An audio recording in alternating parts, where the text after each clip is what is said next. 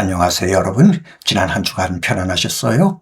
한류 문명연구소 작가 박장순입니다. 지난 시간에 우리는 1980년대 초 KBS의 신참 마케터 박준영과 프렌스텔 아시아지 사장 에릭과의 사이에 있었던 다큐멘터리 수출 계약과 관련한 이야기를 나눴습니다. 오늘은 한류란 무엇인가? 제리 벤틀리의 역사에서 본 한류 7부작 7번째, 롱 디스턴스 트레이드 초기 한류 마케팅 소사 4번째 마지막 시간입니다. 여러분, 한류사는 방송 콘텐츠의 해외 수출에서 시작됩니다. 그렇다면 해외 수출에 물꼬를 튼 최초의 프로그램은 무엇이었을까요? 애니메이션 떠돌이 까치입니다. 떠돌이 까치는 KBS와 대원동화가 공동 제작한 우리나라 최초의 TV 애니메이션 시리즈입니다. 이 원세 원작으로 1987년 프랑스로 처녀 수출됩니다. 수출가는 13,500달러. 그렇다면 떠돌이 까치가 방송 콘텐츠 해외 수출의 물꼬를 틀 수 있었던 배경은 무엇이었을까요? 두 가지 측면에서 이야기할 수 있습니다. 하나는 시대 환경적 측면, 또 하나는 콘텐츠의 장르적 특성 측면입니다. 먼저 시대 환경적 측면입니다. 애니메이션 떠돌이 까치가 해외에 수출될 수 있었던 배경은 88 서울 올림픽입니다. 1980년대는 볼거리가 많지 않던 시절이었습니다. 정보 데이터의 홍수 속에 살고 있는 요즘 젊은이들은 상상도 할 수 없는 볼거리 빈곤의 시대였습니다.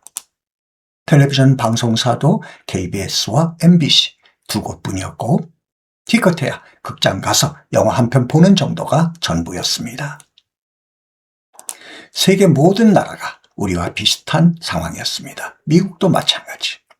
모두가 볼거리 빈곤의 시대에 살았습니다. 그러다 보니 지금은 많이 시들해졌지만 당시 올림픽은 세계인의 축제였습니다.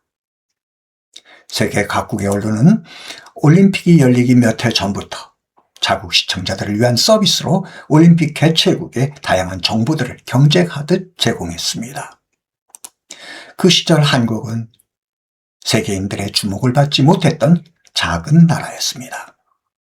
올림픽 개최국 한국이 어디에 있는지 그 위치도 잘 모르던 시절이었습니다. 그러니 올림픽 개최 장소인 서울은 어떠했겠습니까? 이러다 보니 세계 각국의 언론들은 올림픽 개최국 한국의 문화와 개최 장소 서울에 관한 정보들을 발굴, 취재하느라 애를 먹었습니다. 이 같은 한국 문화 발굴 과정에서 KBS의 TV 애니메이션 시리즈 떠돌이 까치가 눈에 띄었던 것입니다. 다음은 콘텐츠 장르적 특성 측면입니다. 그럼 왜 애니메이션이었을까? 왜 떠돌이 까치였을까? 방송 콘텐츠는 그 나라의 문화를 담고 있습니다. 방송 콘텐츠를 통해서 우리는 그 나라의 문화를 알게 됩니다.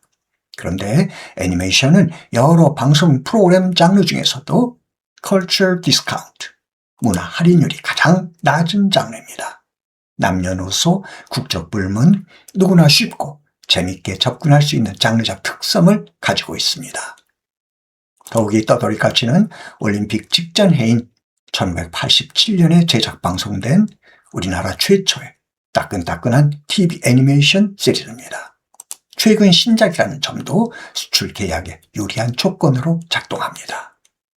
물론 1967년에 제작된 홍길동을 비롯해서 호피와 차돌바위, 손오공, 로봇 태권브이 등 극장용 장편 애니메이션이 없었던 것은 아닙니다. 그러나 극장용이라는 한계를 넘어설 수는 없었습니다. 아무튼 우리나라 방송 콘텐츠 수출의 역사는 애니메이션 장르로부터 시작합니다. 자, 한류란 무엇인가? 제리 벤틀리의 역사에서 본 한류 7부작을 마치면서 오늘은 잠시 주역으로 풀어보는 한류를 보너스로 전해드리면서 방송 마치겠습니다.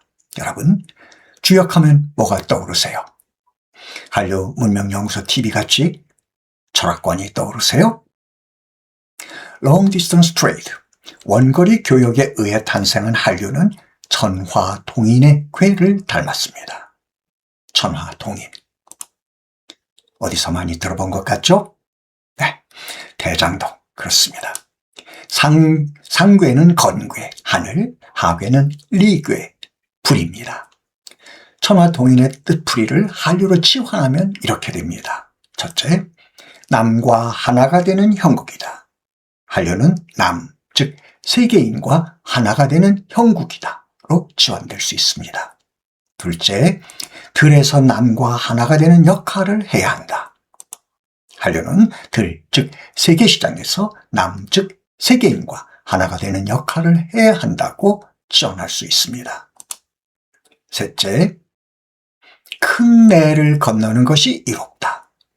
한류는 큰 내, 즉 바다를 건너는 것이 이롭다가 됩니다. 바로 바다를 건너는 원거리 교역이죠. 넷째, 큰 내를 건너는 것이 이로운 까닭은 하늘이 행하기 때문이다. 한류가 큰 내, 즉 바다를 건너는 것이 이로운 까닭은 하늘이 행하기 때문이다 라고 지원될 수 있습니다. 바다를 건너는 원거리 교역에 의한 한류가 하늘이 행하는 하늘의 뜻이라는 주역적 해석입니다. 여러분, 한류는 하늘의 뜻입니다.